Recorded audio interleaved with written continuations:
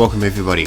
We've got James Hughes, who's the Executive Director for the Institute for Ethics and Emerging Technology, and is also the Associate Provost at the University of Massachusetts, Boston. Welcome, James. It's great to have you here today. We're going to be discussing algorithmic governance. We're going to be asking the question, can AI help improve democracy? So Pleasure to be here again. Yes. Liberal and social democracy are in crisis, you write. A democracy has always been in some sort of crisis, but this time it's different. What's different about it this time? Well, the democracy always being in some kind of crisis. I mean, we were talking about 250 years of experimentation of one sort or another. And I think in some ways, on some metrics, democracy now is stronger than it's ever been. It's if you compare to 50 years ago in the world, the number of countries that have some form of electoral democracy and broader swath of free liberal rights is broader than it was, in the 60s, 50s, before that. We've had decolonization, so there's a lot of countries are in charge of their own affairs, and that's a form of democratic empowerment. And the growth of the middle class globally has meant that more people have access to political participation, literacy, and the prerequisites for political empowerment. But what we've seen, we had been on a pretty good upward trajectory in terms of the spread of democracy until about 2010, when I think it was a combination of things, but one thing was the global economic crisis, which put a lot of working class people in a state of economic precarity, and one of the responses was to reject the social democratic parties that they had traditionally supported, and to be amenable to the appeals, especially white nativist men without college educations, amenable to the appeals of far-right parties. And those far-right parties are just instinctively anti-democratic in that they don't care about liberal rights. They don't want to see them expanded, certainly not for queer folks and women and so forth. And they are also anti-democratic in the sense that they explicitly try to restrict the range of opinions and the capacity for social democratic parties to take power. So if you see the game plan of Viktor Orban in Hungary, which is one of the models for the American far right, or MAGA, that tried to overthrow the government the last election they lost, and are preparing to try to challenge and overthrow their impending defeat. So they are explicitly anti-democratic in that respect. And then at the highest levels, for those who actually have an intellectual engagement with far-right politics, and there is a growing number of intellectuals who do align themselves with the far-right project, people like J.D. Vance, if he's an intellectual, I guess, but the people in Silicon Valley, some of them who have aligned with the far-right project, they at least are connected to people who make intellectual arguments for why liberal democracy has been a mistake and why we need to overturn it for something like monarchy or something closer to monarchy, with traditional hierarchies reinstalled and liberal rights restricted. So that's the crisis I'm talking about, the global networked far right that is attempting to turn back the liberal democratic project. Now they are connected in various ways to Moscow, because Putin has been trying to support the far right around the world, and they in turn support him. And we see this with all the ties of the Trump administration, many of whom went to prison for their corrupt ties to Russia, but all the ties of the Trumpers, the far right in Europe being, take Ukraine, we don't care. Xi is, he's a different beast than the far right, but he's not your typical communist either. He's opposed to, he's critical of gay rights. He thinks women's rights have gone too far. He's pro-natalist, and he's reinstalled the cult of dictatorship, the cult of personality in China that they had been trying to get away from. So I think Xi is a part of this picture as well. Modi in India, the Hindutva movement that is oppressing 200 million Indian Muslims and accusing them of not being real Indians. So there's manifestations of this far-right phenomenon all over the world, Latin America, Africa, etc. And that's the crisis I'm worried about, that we see this global backlash. And the other thing I'll just mention is that I think, I theoretically kind of a socialist feminist in that I think economics drives some of our politics, and the family, sex, gender, reproduction of society drives some of our politics. And in this particular case, when you look at the far right around the world and their attacks on democracy, central to it is the cult of strongman masculinity and the critique of the emasculation of men and the empowerment of women and the decline of traditional gender hierarchies and categories. And so part of what we're seeing is because the reason it's global is that this is also global. The decline of patriarchal family structures, giving women the right to choose when and how and with whom to have children. This is deeply threatening to traditional male patriarchal power, and especially for non-college educated working class men who feel that they have been shafted in their life expectations, they are turning increasingly to this anti-woman, misogynist, anti-queer, anti-democratic ideology. Okay, so there's a variety of reasons why one might think that people find that these ideologies or these ways of thinking as attractive. One of them is there's probably some natural proclivities to, being a bit skeptical of the gender debate that's going on at the moment, and maybe a little bit disrespectful of the queer phenomenon. And there's evolutionary reasons for doing so, but those evolutionary reasons don't cash out very well in the modern world. But it seems as though there's a graft backwards in order to reinstall some traditional values that were in power a while ago. Yeah, they're hard to reinstall from the top, but yeah. Right, but look, like it's going to be it sounds like it's a struggle for some people to actually to come to terms with change in the world. I mean, people struggle with some technology, especially when they get a bit older, adopting new technology. So how do you suppose getting people on the side of some of the democratic transhumanist agenda, some of the democratic transhumanist ways of thinking, so that they're going to be more amenable to adopting change or accepting change? Well, one of the things I've been focusing on is the difficulty of being a citizen. I mean, when I wrote Citizen Cyborg, in the back of my mind, there was this question of, could we get people smart enough so that the ordinary burden of educating yourself about issues and participating politically became less of a burden?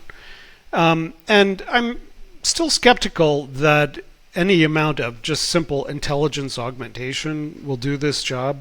But I do think that, the spread, like the Flynn effect, the fact that people today are more cognitively complex than they were 100 years ago because of the conditions of modern life, although the Flynn effect seems to be slowing down or reversing in some cases, so we have to keep an eye on that. But this is one of the things we'll get to in this conversation, I presume, about the idea of democratic apps or democratizing our exocortex so that we have an extended agentic capacity for our citizenship. That's one of the directions that my thoughts have been going. But I've also been very interested in the idea of just, can we have a vision of what the democratic state and democratic participation is supposed to be for the 21st century that doesn't rely on face-to-face meetings, town halls, that can have a participatory function to it, and it doesn't rely on the poor agentic failures of representative democracy, where the representatives become corrupt or they go in different directions than we expect, where we actually are expressing, in real time our own interests in the political process. But that requires an enormous investment of time and effort today. So part of what I'm interested in is electronically facilitated forms of electronic participation, collective organization, debate, coming to decisions, governments using these tools to supplement and eventually replace some forms of deliberation that they do. And then the shrinkage of the state itself, because the state employs, in the U.S. it's about 15% of the population, and the degree to which we can shrink the state and turn it into algorithms is the degree to which we can at least make it more amenable to correcting. It's to be corrected. I think it's a lot easier to correct an algorithm than it is to change the brains of cops or soldiers or lifelong bureaucrats. So, not that there's anything wrong with public service, but I just think a 21st century vision of a democratic state should be one that's incredibly nimble, one that is prepared to be resilient in the face of really severe challenges that we're going to be facing. So I've been focusing on that as well, the automation of the functions of the state. Yeah, I like the idea of democratizing the neocortex. I think that's fascinating. We can discuss that later in relation to other neighboring ideas like coherent extrapolated volition and indirect normativity. The town halls and community gatherings that people have, one of the benefits that they do have is they do humanize people on a visceral level. You get to talk to the people and meet them face to face, but the people who don't have your views, you get to go to the pub afterwards, and have a debate over beer, right? So, yeah, or whatever, a mead or whatever back in the day. But another thing that came out is a lot of the technology which seems required in order to achieve this democracy 4.0, I don't know what to call it, algorithmic democracy, is varieties of technology which aren't values neutral. And path dependencies to get to these sorts of technology that might affect the default outcomes in using them. You know what I mean? Mm-hmm. So, yeah, Nick Bostrom talks about differential technological development. But I think the point is, in developing these technologies, we better be really clear about what we want to get out of them. Otherwise, we're going to end up in a place that's, I guess, more of a default outcome of just throwing a technology into the public sphere and let everybody work out how to use it. In the podcast that I just started with Nir Esikovitz, who's one of my collaborators at UMass, we call it Prosthetic Gods, is the podcast. I just did an episode on Taiwan, and I was fascinated. Taiwan has been billing itself for the last 10 years as a pioneer of digital democracy tools and experiments. One of the things that Taiwan has interestingly done is that they have decided not to go with electronic voting. Even though they're a very small country and could easily adopt electronic voting, they've been under information warfare attack from China for forever. And with their new young and fragile democracy, they decided that it was too risky to have elections where the results could be immediately contested as having been electronically manipulated. So even though they are and they could be exactly. So that every ballot, foreign power. Right, exactly. So every ballot is a piece of paper that they show to 3 different people, and then they write down the result. So I think that's an example of, we do have to be careful with which forms of electronic participation or mechanisms we use, because some are not probably not ready for prime time. And I'm writing a piece right now about the automation of the functions of the state, and found a lovely piece from Berkeley, the Berkeley Labor Center, where they looked at all the different things that can be automated in the state, and then they looked at what kinds of jobs in the American government, mostly local government, but also state and federal government, have been lost over the last 15 years that could have been attributed to automation. And for local governments, like school teachers, they weren't being automated. They weren't being replaced with automation. What they were being done to is that they, because of austerity, they were given larger classrooms, more kids to serve for their teaching, and there's a shortage of teachers because they're not paid well enough. Now, on the postal service, we have seen in the United States, presumably in Australia too, an automation of postal mail sorting over the last 25 years that has caused a real reduction in postal service employees. In fact, that was one of the reasons why the term going postal became a phrase in the United States, because postal workers who were losing their jobs in the 90s, a couple of them went and shot up their workplaces. I know that Australia, because you have effective gun control and took away everybody's guns, you don't have as many people going into workplaces and shooting up their workplaces. But so we do see some evidence of the automation of the functions of state. The Department of Defense is planning to not need as many infantrymen and sailors because of the automation of warfighting with drones and other automated lethal autonomous robotics. So we do see some evidence, but I think what we have to be careful is that tech bros like to sell things even if they're not the solution at the moment. And one of the things that one of the reasons why governments have been attracted and firms have been attracted is by the promise of getting rid of, or at least using automation as the excuse to get rid of, workers and to force them to work harder. And in the case of the automation of the state, we don't really see overall that much automation. We see austerity being applied and people losing their jobs because of that. But that said, I still think that all jobs are in the next 20 years are going to be vulnerable to automation of one sort or another, including state jobs. And we need to start thinking about what it means to have a military that's has a third as 2/3 as fewer soldiers, and one guy who can control a robot army with the push of a button. What it means to have state bureaucracy where you try to talk to a human being and you can only talk to a chatbot. I think in some ways it could be better, and in some ways it could be a lot worse. Mm-hmm. Indeed, yeah. Well, I mean, AI is taking large steps. Yes, there is some argument to say that once large language models basically get all the human data that's out there, which is a lot. I think at the moment they're doing 1 to 2 trillion words they're consuming. That's a lot, right? And Wikipedia is about 5 billion. The English corpus of Wikipedia is about 5 billion words, that is.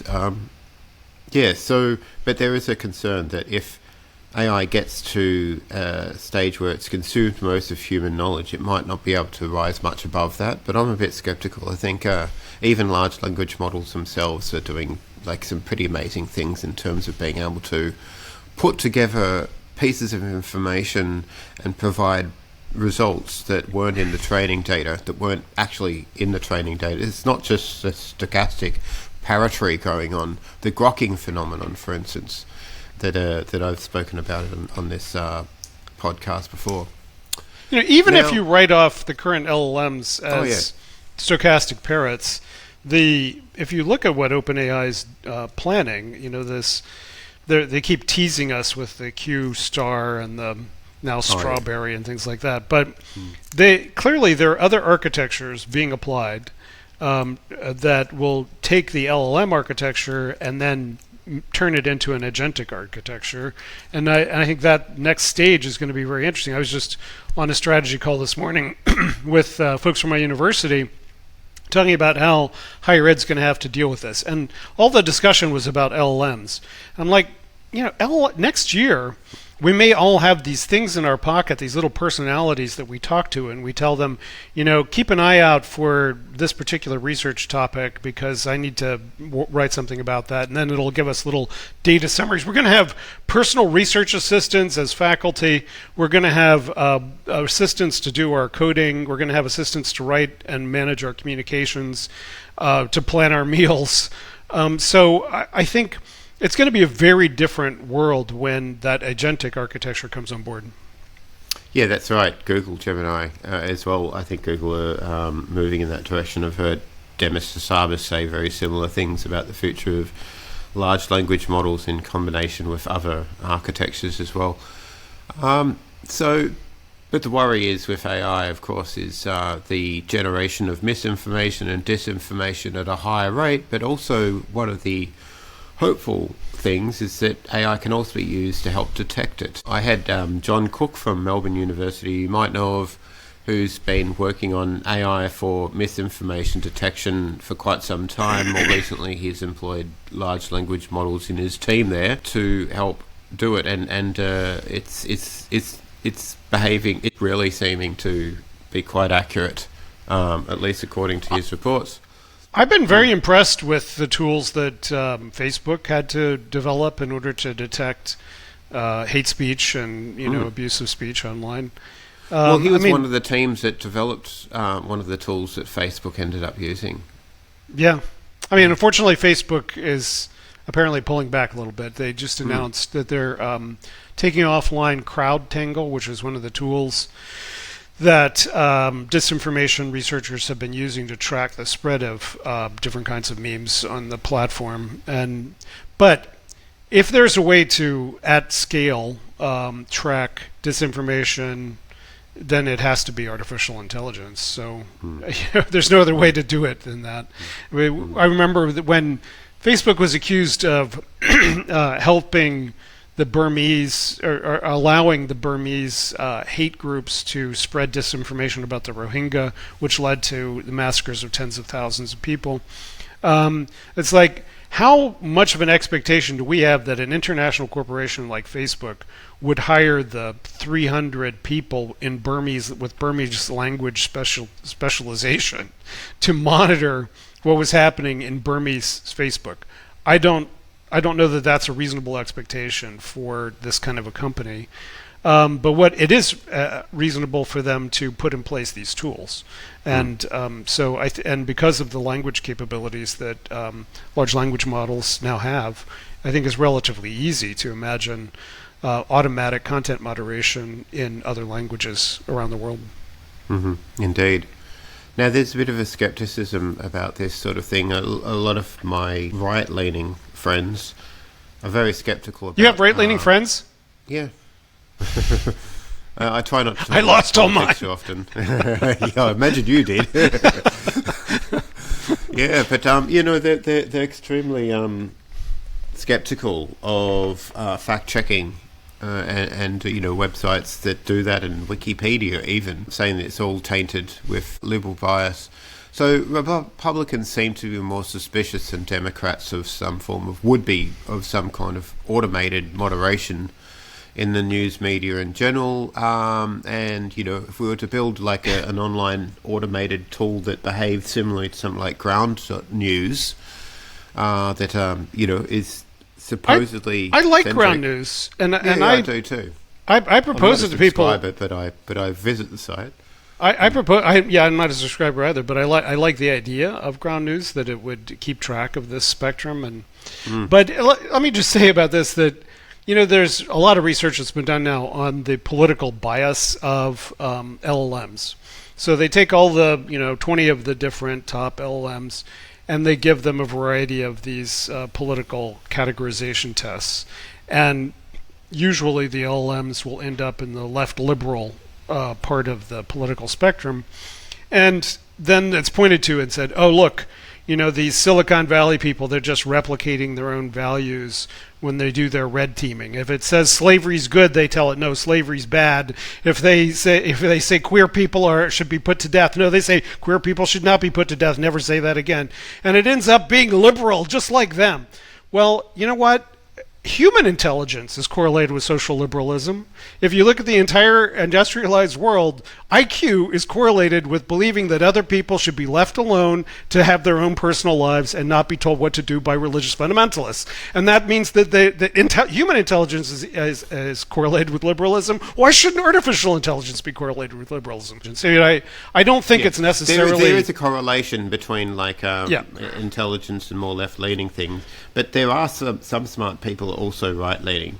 So although there may be more people in general that are left-leaning on the higher on the bell curve, there are some outliers. Absolutely, but I'm just saying there's a few tech bros who are sort of kissing up to the right at the moment that I'm a bit concerned about. Well, it's beyond kissing up. Look, Thiel groomed J.D. Vance, who is the Tradcath, the newly minted Tradcath warrior for Catholic fascism. That Trump has the idea that Trump is the anointed of God by the evangelicals and the Catholics is just insane, of course. But yeah, there's to the extent that there are intellectuals who are on the far right. Yes, I've already said that they exist there. They have identified Trump as the vehicle for the neo-monarchical vision that they have for the United States, and I think it's absurd and terrible. But the fact that there are 100 or 200 of these kind of intellectuals compared to just in the example of, so I started with Thiel. The other is of course Musk. Musk, who went from being Mr. Green 5-6 years ago to holding fascist rallies for Trump online and using his platform to foment hate in the UK so that the UK wants to have him arrested now. The EU just sent him a warning letter that fomenting the overthrow of the US government would be contrary to doing business in Europe. So I think, Mr. Musk is also on this thing. Andreessen Horowitz, who thinks that he doesn't believe in anything on the Republican agenda except cutting taxes. And it's very clear that the reason that he supports Trump is because Trump would cut his taxes. There are a handful of billionaires and a handful of intellectuals who support this guy. But the vast majority of Silicon Valley, already VCs for Kamala Harris has got like 250 people who have signed up who have a combined, net cap of 2.5 billion or whatever. So it's not as if all of Silicon Valley has become fascist. And it's certainly not all of it intellectual life because, the vast majority of academics in the United States are Democrats. Mm-hmm. Yeah. So you held hope. All right. That's good. But I guess one of the worries that I have with AI is that and governments in general, is the nationalization of AI, right? If America nationalizes AI or brings it under government control with a wrong kind of government installed at the time, it could be used for basically optimizing the well-being of the few elites and, forgetting about everybody else or quelling them.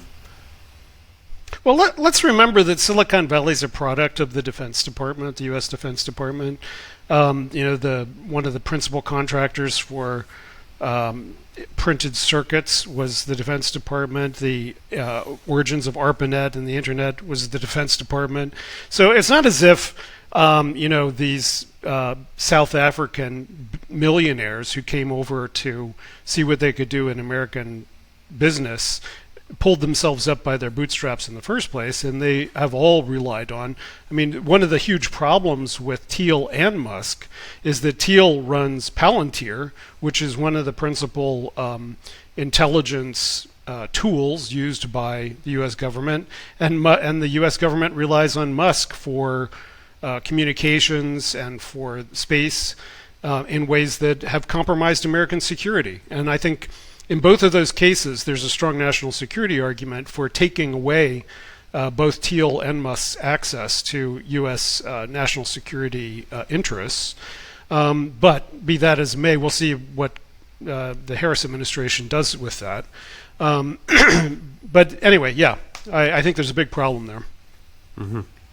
You mentioned it in the article. AI agents will be able to understand the information terrain and apply our interests and bias to show us appropriate content. Now, AI understanding in the landscape of understanding all human knowledge, the news, for instance, in this case, by knowing the landscape of our interests and our biases and our preferences and everything. Seeing, it would be interesting to see where all this converges, because there's a variety of issues that I think are quite important out there, but I don't know that all of them would have consensus amongst everybody, at least every voting person in America. How do we ground how they're assessing the news and how they're prioritizing certain, I guess, ethical points and points of preference and issues of contention? Is there some sort of moral framework that they have to have beforehand, or do you think it should just be some kind of emergent thing? I mean, we've spoken about moral realism in a previous podcast. You mentioned you're an existentialist. We have the Declaration. I was until the Harris campaign started, but yeah. And then there's issues of the duty of easy rescue and, the Hippocratic Oath. Which of these principles do you think should be brought to bear in AI making decisions about complex or navigating the complexity of all the issues out there that are embedded in all of human knowledge, especially the news we're talking about now? Let me connect two things. One, you ask about nationalizing. I'm not in favor necessarily of nationalizing any particular part of the technology infrastructure right now, because I do think there's more to be gained at a societal level from antitrust actions, like the recent antitrust decision against Google, that may require them to sell off Android or to sell off the Chrome browser or to make other adjustments in the way that they promote Google products and services. I think that makes more sense to me than trying to nationalize Google, which there's no support for in the U.S. anyway. And one of the serious concerns, I am for exploring what a public utility model would look like for some of these things, because there is a certain level that the natural tendency of capitalism is towards monopoly, and the traditional socialist argument, or at least the Marxist argument for that, was, they become monopolies and then the workers take them over and then we have socialism. And the capitalist answer was no, when they get to that monopoly point, then we break them back up so we have capitalism again. Well, I could go either way on it. I think there's a certain point at which perhaps not nationalization, but putting them under a public utility constraint, which means that it's a natural monopoly in some ways, and it's not necessarily beneficial to try to break up and create competition for certain natural monopolies, but they do need to be regulated so that they don't exploit their monopolistic power over society. And with Google and search, the judge made the decision that there were firms that could have competed in search that were being excluded because of Google's monopoly power, and that having antitrust actions would therefore serve the public good. I could have seen a decision the other way, which is that Google is a natural monopoly and that they hadn't really actively discouraged competition with their natural monopoly, and that therefore we should put them under more of a public utility constraint. Now, whether you agree with that argument or not, the European regulatory approach is to say, before you release certain kinds of big models, for instance, that may have deleterious social consequences, they have to go through kind of a Food and Drug Administration testing and determination of algorithmic bias and other unintended consequences. And those kinds of regulations, you add it all up in a social democratic framework, and it amounts to basically being a public utility. So let's start there. But with communications, and the big problem that we're having in American politics and to some extent around the world is that communications have made much more plausible and visible and tangible the different realities that we live in. If you were 200 years ago, your reality was determined by your local paper and whatever biases it had, and if you could read. And we lived in different realities. Then we had this kind of massification of reality around newspapers and radio and television, which wasn't, there were still differences, ideological differences between those different platforms and between different newspapers and whatnot.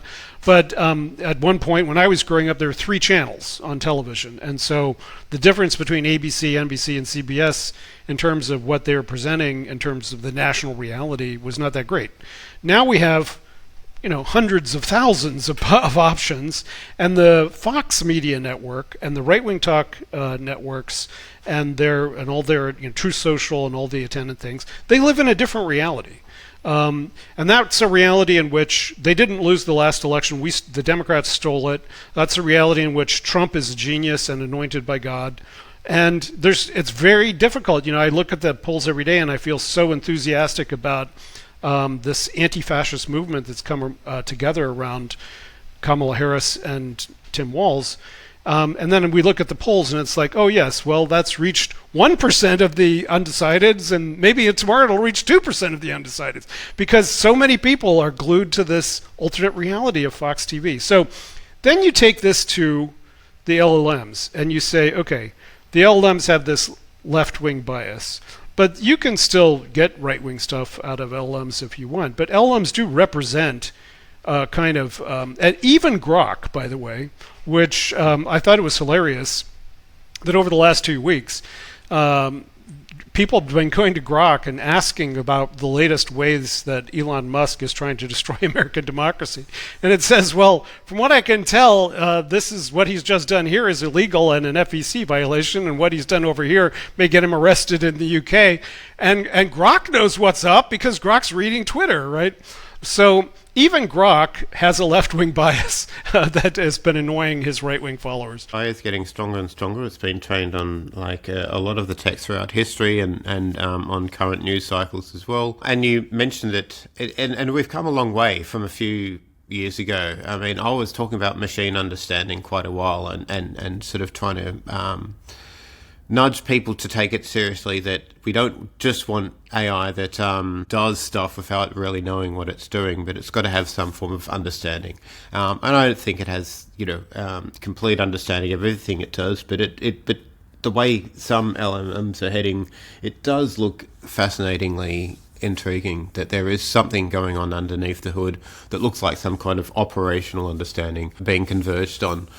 But if an AI can really understand stuff, if it's epistemically superior to us in many ways, should we be deferring then, to some degree, to these AI massive Jupiter brains? I mean, they're not Jupiter brains yet, but you know where I'm going with this. Should we be using them in order to make better decisions in our own life for our own sake, but also better political, society affecting and civilization affecting decisions? Can they make us more moral individually and as a society? The topic of phronesis is what Aristotle called it, the ability to make good decisions. And, I take seriously the idea that there are certain skills as we automate things, there are certain skills that we lose. And I consider that a form of progress. The ability to have at the tips of my fingers all the information that I otherwise would have had to try to keep in my head, I consider that a huge advantage. When you scale that up to the complaints that people have about the idea of algocracy or government by algorithms, it's like you can either try to get the average citizen to understand strategic ambiguity in the Taiwan Straits and the 60-year history of why the U.S. is not for Taiwan being independent, but it's also not for Taiwan not being independent, and why we say exactly the things that we say. You can try to educate people about that, or you can give it to representative Democrats or representatives, your elected representatives, and say to them, you figure this out, and you carry out a policy that's in my interest, which is what most people do. Or you could turn it over to increasingly automated forms of governance. And yes, turning it over to automated forms of governance is another form of outsourcing of our citizenship responsibilities. But I don't think it's substantively different, and in some ways it's probably superior to the outsourcing that we do to elected representatives. For the vast majority of democratic decisions that need to be made, we do not want to be actively involved because we can't be. Yeah, that's fascinating. I wanted to ask about artificial intelligence as a form of personal moral enhancement. So, I mean, we've spoken about moral enhancement before. It's one of the topics that you like to explore. Can we use AI to help change people's minds on matters that veer irrefutably counter to the well-being of society? Like, if people have got antisocial beliefs, can AI be used to help sort of coax them back away from the precipice, for instance? Well, yes. I mean, I have been exploring for a long time with the Citizen Cyborg Project drugs as a way of changing moral cognition. And I think the general conclusion is that drugs are a very crude way to do that. You know, as crude as drinking coffee to wake up in the morning and alcohol to go to sleep at night. They both have negative side effects and aren't as efficacious as we would like. So the ways of improving moral cognition through non-drug means, I think, are something that's going to be increasingly a focus. One of the other avenues that I've written about is brain-computer interfaces, which have the capacity both on the outside of the skull and inside the skull to stimulate the parts of the brain that have different kinds of moral consequences, particularly this part right here. So the more that our prefrontal cortex has control over our baser instincts, the better we tend to, the more self-control we have and the more compassion we're able to exhibit and so forth.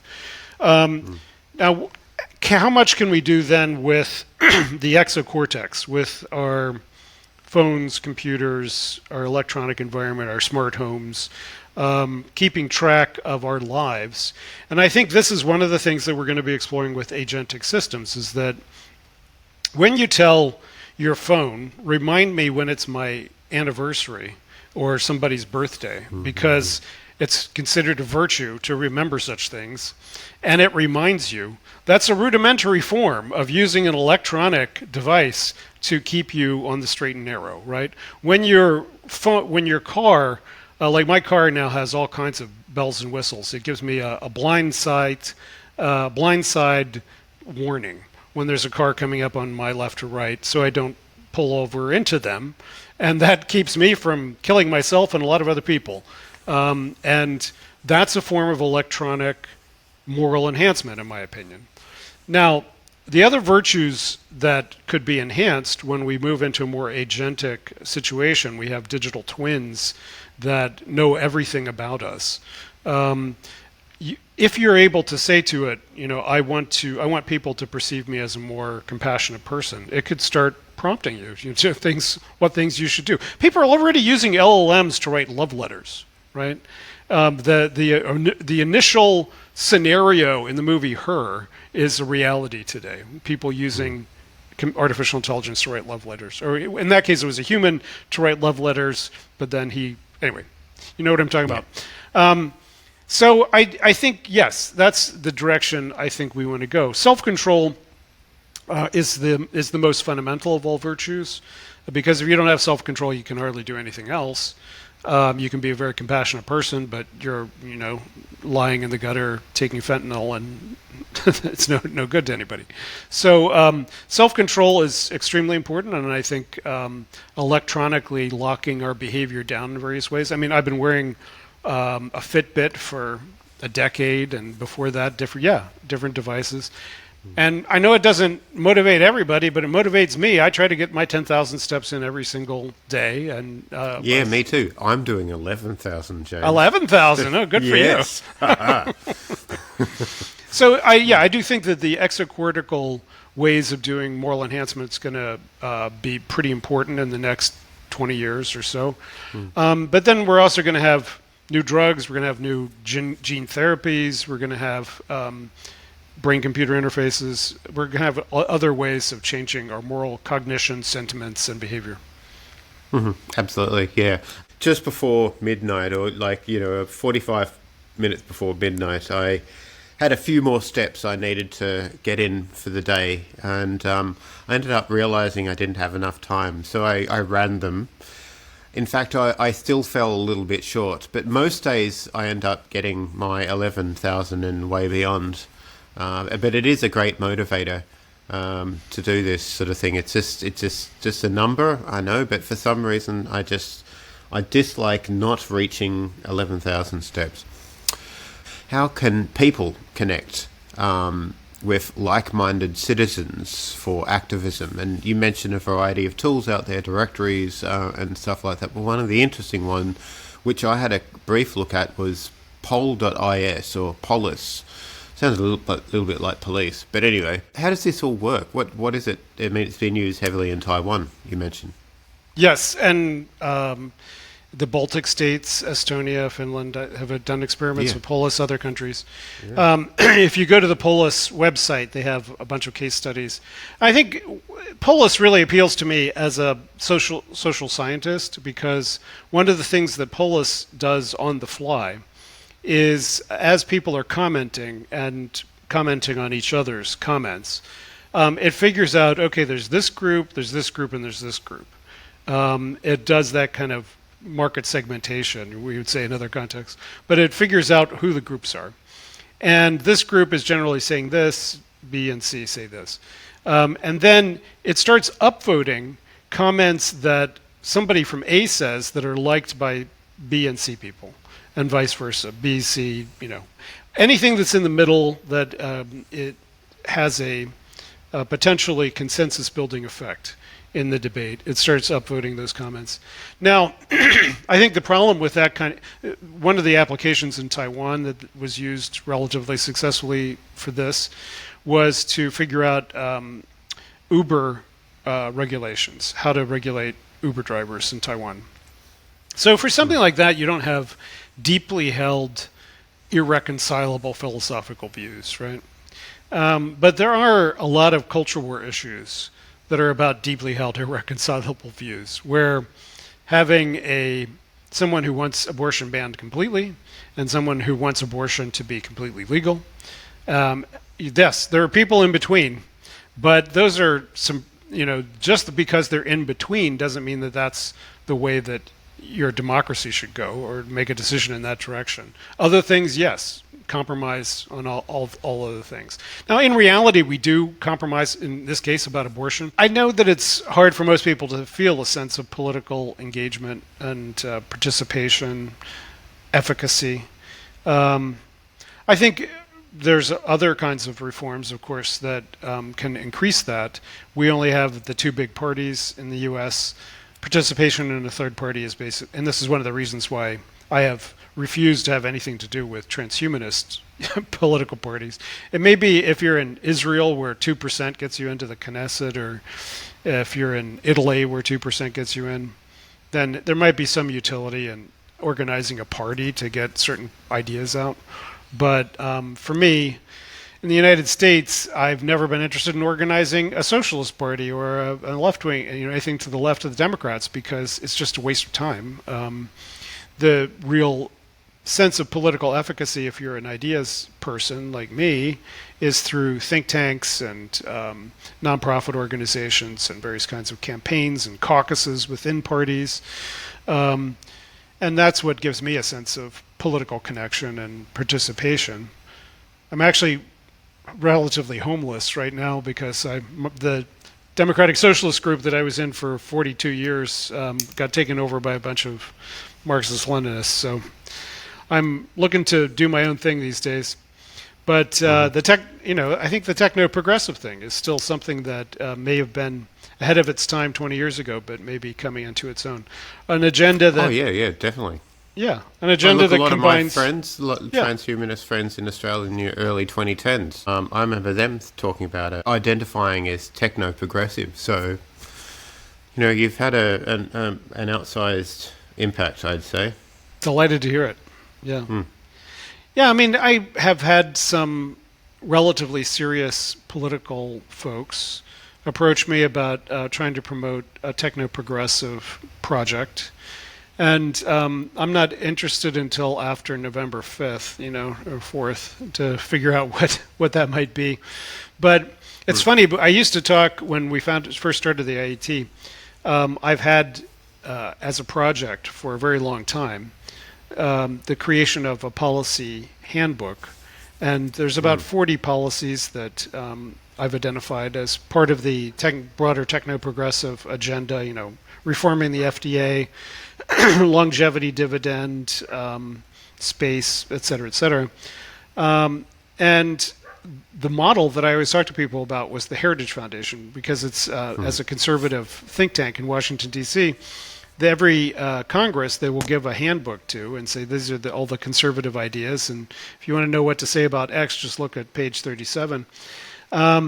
That project got a huge boost this last year when they thought that they were going to be able to wipe out every liberal in Washington, D.C. and replace them with hard right people. And that's called Project 2025. So basically, I've been arguing that the techno-progressives should do a Project 2025. I think we've all learned a lesson about how not to get too far out on the limb, because Project 2025 is now being used as a big stick to beat Trump with. But and I wouldn't want any of our ideas to have a similar impact on the left. But I do think that, with universal basic income, I mean, Andrew Yang did us a huge favor by running for president on a universal basic income and technological unemployment platform. He put that connection and those policies before everyone and made a cogent case that you can be a logical businessman like Andrew and still support it. So we need to capitalize on. I still think there's a lot of work to be done on the strictly transhumanist part of all this. And the reason I would say that is we see how much resistance there has been to transgender therapies and transgender people. Some American states banning it. There are certain countries, like this poor woman who was boxing at the Olympics and who got harassed by Musk and J.K. Rowling for them accusing her of being transgender, which is illegal, punishable by death in Algeria. So, literally putting her life in danger. And she's now sued them for cyberbullying, which I hope they both go to jail. But I think for me, transgender folks are basically transhumanist shock troops. They're the ones who've been saying, I want the right to use technology to explore the potentials of my body and my brain. And you don't have a right to tell me not to. You may have a right to tell me that you won't pay for it through the state, and I think that's a legitimate debate. Who with gender dysphoria, who really has gender dysphoria, and therefore the state should pay for transgender therapy, and who doesn't and is just exploring, and therefore should be out of pocket. I think that's a legitimate debate, but transgender folks have, and Martine Rothblatt, of course, has made this argument explicitly in her book, From Transgender to Transhuman, that this is the beginning of the kinds of debates that we're going to have about all kinds of body modifications, all kinds of body autonomy issues, all kinds of technologies. When should I be able to put a brain-computer interface in my head? Do I have to have ALS? Do I have to be severely paralyzed before I take a plug out and put something in? Do I have to have a dysfunctional arm before I replace it with a robot arm? I mean, we're going to face these issues. We need to start preparing. And there's nobody in the public square really arguing about these things yet, other than the transgender folks. Oh, there's the grinders. The grinders. Show me a grinder who's interested in public policy, and I'd love to talk to them. Yeah, sure. Yeah, right. So, there's a bunch of citizen apps that we could install in our neocortex and extend our cognition to in areas which we're not very good at, that we'd like to be better at. We could cognitively enhance, because freedom is an endless meeting. You've said that people used to say. I think who said that? That's right. So the leading anti-war organization in the 60s was the Students for a Democratic Society, and they went through a phase where they were setting up little communes and having, very long meetings, and they joked at the time that freedom is an endless meeting, and I think that well, is it rings true. I mean, like, there's. So John Smart came up with the idea of a digital twin. I don't know if he was the first, though. Alistair Reynolds, you mentioned, was also writing about it in Revelation Space. Yeah, the Democrats. anarchists. Yeah. But in order to keep up with all the issues that we have in politics, in order to, often people don't want to engage because it's just so boring, and it's just so time-consuming, and it's depressing. Right, it can get you down. Well, tell me about it. I mean, I was going in some very dark places before Biden pulled out, because the prospect of 4 years of Trumpian fascism was not appealing. But I think this just gets back to this issue of how do we make democratic participation and the full expression of our interests in the public square as citizens, how do we make that as easy as possible? And what I was really impressed about with the Alistair Reynolds idea, which he's expressed in, I think, 4 novels, he had this particular society. But at any rate, in those societies, you have basically your brain-computer interface has a democracy component to it that is constantly kind of in touch with all of your interests and needs and communicating those subconsciously in a series of minute-to-minute decisions that the collective polity is putting, should we do this or should we do that? And that, to me, kind of embodies the direction that we need to head towards, to make it as easy as possible for all of our needs and interests as citizens to be expressed equally. And the most powerful government officials in that society are the ones who maintain the polling architecture, right? So that it's a very anarchistic community that he describes, that every little space habitat has its own system of governance. But the one thing that they all have to have is a polling architecture where every citizen has this thing that is communicating with collective decision making. And I think that's a brilliant idea of where we should be headed. Absolutely, yeah. I came up with an interesting word. I don't know if it'll catch on or whether somebody else has thought of it, called valgorithm, which is kind of like a computing of values. So it's a combination of value and algorithm. But yes, I mean, preferences, ideas, volitions, values, how do we all just hoover them up from different minds in such a way that they're cohesive, at least, and they can be useful, especially where preferences and values are not shared? Well, I can channel my colleague Near, and he would say that we're losing something if you are not changed by the process of democratic deliberation. And so, his response to this idea of a subconscious articulation of your interests in the public square, that's kind of like, subconsciously taking surveys or something. That's not as, that doesn't do the work that he thinks democratic deliberation with your peers should be doing. And I understand that, and I think there's a role. I think as automation takes over more of our day-to-day job, one of the, there's a theory in political science that as people have their basic needs met, that we increasingly are going to have post-materialist politics, that we are moving from bread and butter politics, who gets what, to abstract issues. And that's because we have lived long enough and we have enough leisure time and we have enough education to care about something other than guns and butter.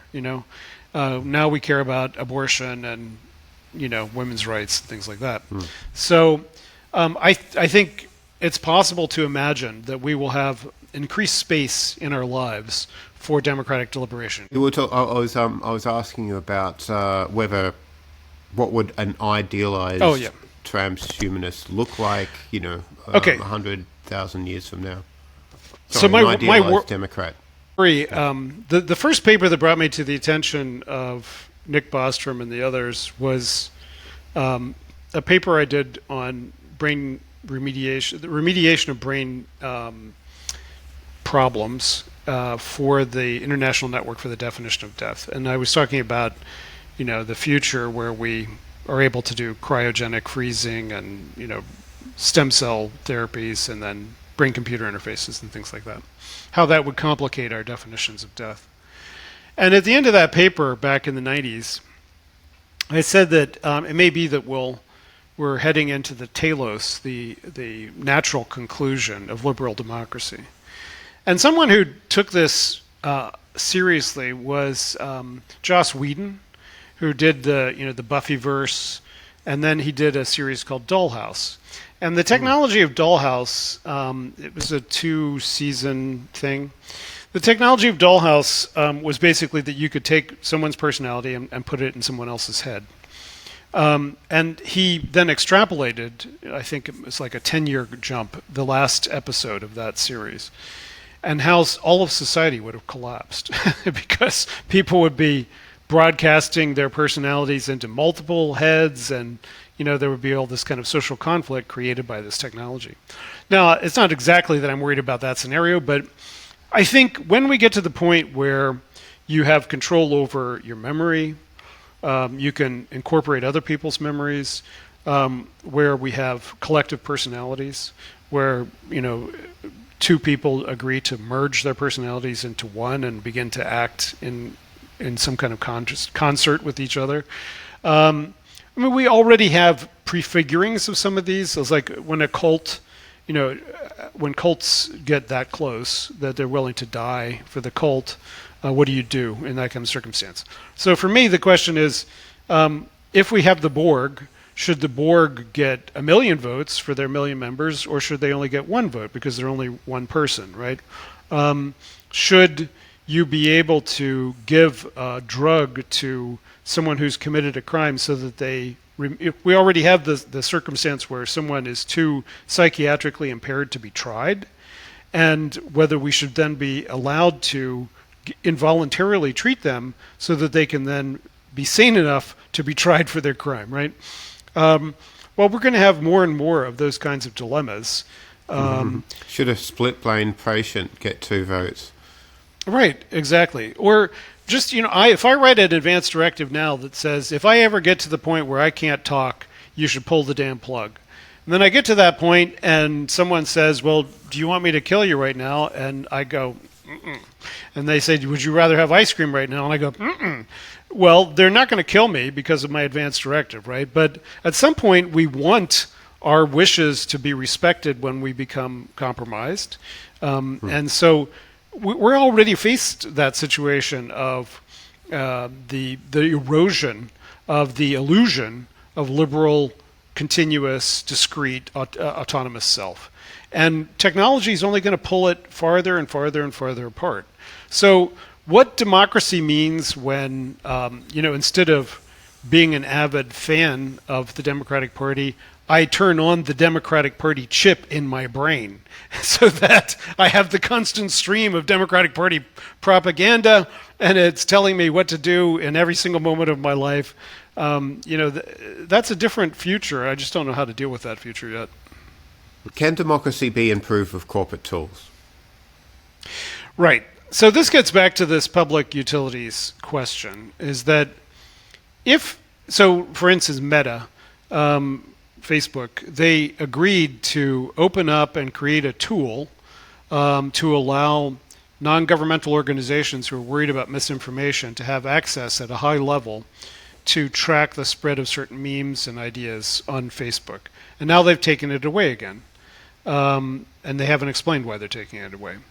The European Union, I think, could conceivably step in and say, no, you have to maintain, this is a part of the architecture of tracking and controlling misinformation, which we have legislated that you should not, you have to be doing that. So I think as we regulate these systems, we are restricting their right as free market capitalist firms to do whatever they want, right? And that's true of all firms, right? Every drug company is restricted that they can't just go out and start selling cancer drugs unless they've proven that they work and don't kill people, et cetera, et cetera. So every firm, it lives under the restrictive regulatory environment of modern capitalism and the democratic state. But then you get to a certain point where those restrictions challenge whether it's truly capitalism anymore, right? And that's where the utility comes in and says, well, you can because we're concerned that we don't want poor people to not have access to water and electricity, we're going to regulate how much you get to charge for it. We're also going to tell you whether you can build new nuclear plants, and we're going to tell you this, and we're going to tell you that. And I think those are all legitimate constraints on power companies. Whether we're going to get to that point with artificial intelligence, that it's going to have such a profound impact. And when I wrote this piece, at the same time, Leopold Aschenbrenner had just quit OpenAI and defected to Anthropic. And he had published, it's still online, a large paper, the situation or something like that. I forget what it's called. But he basically argued in that paper that if you just do the linear extrapolation of the building up of the models that we have in the space right now, the LLM models, that we were going to get to, trillions of dollars of expenditure in a couple of years on the training with, massive amounts of data. And when you get something that critical, if it is that critical to the U.S. and world economy and the functioning of democracy, these new models, then I think you have a pretty strong argument that it shouldn't just be, it's not a private affair anymore. It's not just a decision that a particular billionaire should be able to make about whether we're going to have this thing or not, or how it's going to work. So yeah, that's where the can capitalism build democratic tools question come in. I don't think Twitter is serving a democratic purpose right now because it's basically become the major platform for the spreading of hate in the English-speaking world and in other languages as well. So, if I had my druthers, I would rather Twitter be under much tighter scrutiny and regulation so that it actually was a pro-democracy tool. Mm-hmm. So where do you see this evolving? Corporate tools, or tools that were originally founded in like the free market being sort of regulated by governments. How do you see this possibly developing over the next 2 to 4 years? Do you think the Harris administration will be interested in doing this? Well, let's just remember that Fox News, we were going to talk a little bit about Murdoch, and I'll just say, don't like the guy. I hope that media empire goes to somebody more sane than he and his son Lachlan. But Fox News in the U.S., owned by Rupert Murdoch, was spreading disinformation about the last election and disinformation about the role of voting machines in the last election. Now, those voting machines are private firms. They sell to governments. They have to demonstrate that they have certain kind of data privacy features and whatnot to those governments. So it's not a matter of having to have a nationalized voting machine. But it became a matter of the future of democracy in the United States, how these voting machines were perceived and whether they were considered, legitimate vehicles for democratic participation. And Fox had to pay $800 million fine for slagging off the Dominion voting machines. So we have that context. Do you think governments will be interested in regulating corporate tools to the extent that you think is appropriate?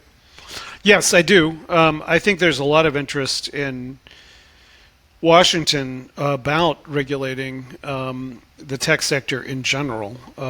The right has, as you pointed out, the right is incredibly suspicious that, as they say, when you say you want to regulate hate, you're talking about me. And it's like, yeah, that's right. I'm talking about you because you are spreading hate.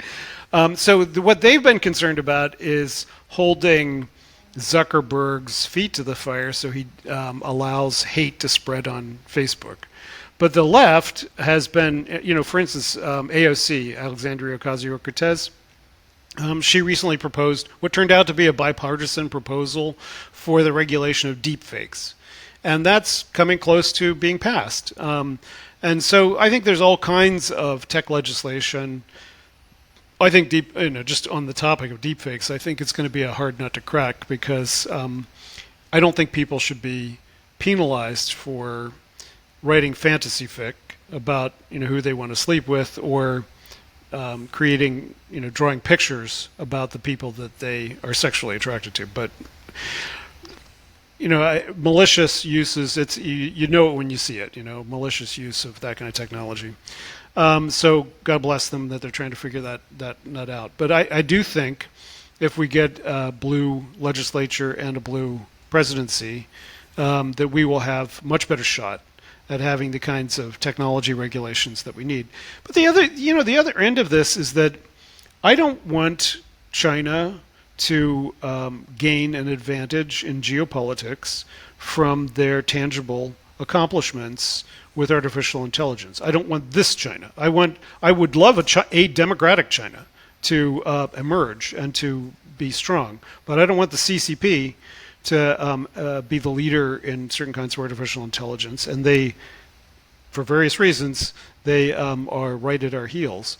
So the other thing that the Biden administration has done is passed the Inflation Reduction Act and the CHIPS Act, which has dramatically expanded the reshoring of artificial intelligence chip production, or in general chip production, to the United States, so that it's not 60 miles off the Chinese coast.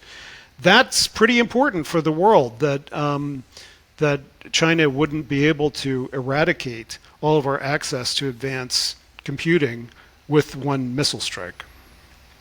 Mm-hmm. What was lingering in my thoughts behind what you were saying there is whether you think there'll be some kind of effective world union, like a European Union, but just involving more powerful parts of the world in it. Do you think that will happen anytime soon? The problem with world federalism ever since the movement arose, say, around after World War I, is that it's hard to imagine how we get past the current blocks and that will refuse to accede without war to any kind of global hegemon. I think after World War II, it became clear to many that nuclear weapons were the kind of civilizational threat that warranted a reviving of the idea of global governance. We didn't get very far, even with treaties, arms control treaties, but artificial intelligence, climate change, weapons of mass destruction, pandemics, and global trade, all are reasons why we need stronger and stronger transnational governance. China, the bloc of China, Russia, Iran, etc., that resists any international human rights enforcement, for instance, but also resists cooperation with most of these. I mean, there are ways in which we can get China to the table on certain climate change things, or at least they make certain commitments. But there's still a large nut to crack. And I have to say, as a lefty, I have always advocated for world federalism, and I've always wanted to see the U.S. cede its global policeman role to a more democratic global security system. But right now, with Russia and attacking Ukraine and Ukraine attacking Russia, this is pretty interesting moves this week. Nice. For what I was really impressed by that was that it seemed like here you're stuck in World War I kind of trench warfare, and the Ukraine just suddenly says, "No, I think we'll play Go. Actually, we'll just encircle you and go through your country." But at any rate, with that conflict, with the impending conflict with Russia over Taiwan, unfortunately, with our inability to get, we give Israel $4 billion a year. For the last 50 years, we should have said, you put one foot into the occupied territories, and we will take that money away. We never said that. We gave them carte blanche to commit these kinds of crimes. Now we're enmeshed in this current conflict. So the U.S. has its own issues as a global hegemon, but we have to get past a number of these conflicts. If it was the European Union, I just on your question about Europe, I think NATO is the appropriate. NATO is a voluntary military alliance committed to the defense of democracy. That is the appropriate structure for a democratic global security infrastructure. And now we're trying to get, not formally but informally, we're trying to get Japan, Australia, South Korea, India, the Philippines, even Vietnam, to join in this AUKUS, NATO of the East kind of alliance. And so I think it's easily possible to imagine, Putin gets assassinated and a better regime comes in Russia. The CCP has some kind of upheavals. It's possible to imagine changes in global geopolitics where global governance becomes a more plausible scenario. But in the short term, the strengthening of the European Union that came out of the attack on Ukraine has been heartening to me. Hopefully the European Union doesn't go fascist, because that would be not the outcome that I was looking for, but we'll see. Mm-hmm. Mm-hmm. All right, well, that's all the questions I've got. Is there any issues that I haven't brought up, or things that, I'll open the space up for you to sort of add anything that you'd like to add? Well, I'll just say, you and I have been talking for 15 years about these issues and other issues. The people in our community, the futurist, transhumanist community, some of them, a couple of them, have been in bed with people who are now very dangerous. I started talking about Peter Thiel and the neo-reactionaries in the transhumanist movement 15 years ago, and I would show people slides and say, it's only like 5 people who are talking about these ideas, but a couple of them are billionaires, so we probably should keep keep our eyes on this. And now they're trying to take over the U.S. government through, J.D. Vance. So I think we should not underestimate the importance of ideological debates in our tiny, tiny fraction of the world, and our capacity to chart a new future. When Trump got elected, I considered disbanding the IET or resigning from it because, you didn't. Yeah. But I just felt like, here I've been, not doing a very productive thing talking about the future when actually people are trying to drag us back to 1932. And people talked me out of it. They said, look, the reason that one of the reasons we're in a crisis now is that the left is not thinking about the future in any serious way. They're still thinking about the past, just like the right. They're fighting the wars of the past. And, for the last 3 weeks I've been saying, thank God we finally reinvented the Popular Front against fascism. And so, we went from 1932 to 1938 or whatever. So I want to get back to 2038. I want to get back to 2048, 2058, 2068. And I think that's what we need to put on the table, is that the neo-reactionaries, the Peter Thiels, the Elon Musks, the radical libertarians for fascism in our community have seriously harmed our public image as futurists, as people who could be at all trusted with talking about these issues. And we need to put back on the table that they were always a tiny, tiny minority. Their voice was amplified by their billions. But billionaires do not represent the rest of us.